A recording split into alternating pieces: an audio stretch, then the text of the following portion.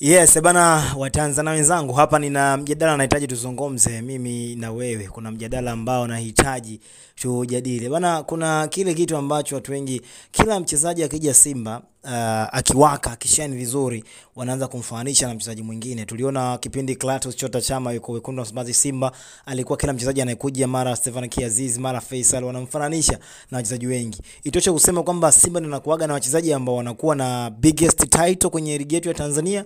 Ni swali ambalo nawauliza kwa sababu amekuja tena Mpanzu, ambaye huyo Mpanzu kamkuta Aziz Ki, amemkuta Chama umo, lakini pia amemkuta Pacome Zouzoua.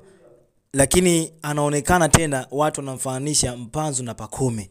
Kwa nini haikuwa tangu awali kwamba Pacome ndo awe mkubwa alafu watu waje wamkompare na Mpanzu? Ila Mpanzu sasa hivi anaonekana kama yeye ni mkubwa, then Pacome anachukuliwa wa kawaida. Kwa nini inatokea hivi? Mimi nadhani ni vitu ambavyo tunahitaji tujadili mimi na wewe. Kwenye comment hapo unaweza ukadondosha comment yako kaniambia ni kwa nini unadhani wachezaji wengi wa Simba wanapokuja katika klabu ya Simba wanakuwa na title kubwa kiasi cha kwamba wanaweza kufananishwa na watu wakubwa ambao washafanya makubwa.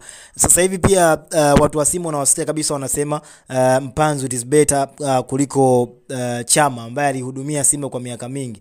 Fact yao wakiegemea kwamba Chama alishindwa kuivukisha Simba kutoka hatua ya robo finali kwenda mpaka nusu finali na finali kabisa kama ambavyo sasa hivi Mpanzu amefanya. Ndio wengi wanalalia humo katika sababu zao. Ila binafsi nadhani hiyo sio fact ya kuzingatiwa sana, ila ukweli ni kwamba wote walikuwa bora kwa kutokana na nyakati na muda ambao wanaihudumia Simba, kutokana pia na watu ambao wamewakuta.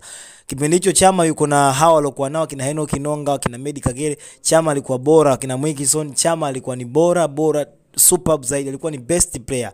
Lakini kipindi hichi ambacho Mpanzu amezungukwa na kina Ahua, kina Ngoma, kina Kagoma, kina Bode Mutale na wengine wengi pale katika kikosi cha Simba Sports, nadhani Mpanzu ni bora sana, amekuwa mchezaji hatari zaidi. Na ukizingatia kasi yake tofauti na Chama, ukizingatia lakini pia ana uwezo mkubwa sana wa kushuti ile long range balls, ana shoot yani kutoka mbali from the distance, anapiga na mambo yanakuwa. Kitu ambacho hata Clatous Chota Chama alikuwa hafanyi hivyo. Na ndio maana watu wengi wanaona sasa hivi wanampa ukubwa wa namna hiyo. Lakini binafsi ukimfananisha Pacome na Mpanzu, mimi nikasema hawa ni watu wawili ambao wana ufananaji fulani. Utofauti wao mkubwa, Mpanzu ana vitu, Pacome ana vitu vingi sana mguuni, lakini Mpanzu anavyo vitu vingi ambavyo yeye huwa siku zote ni direct. Pacome anavyocheza anatoka nje, anakimbia pembeni, anawachukua, anapiga cross mara nyingi.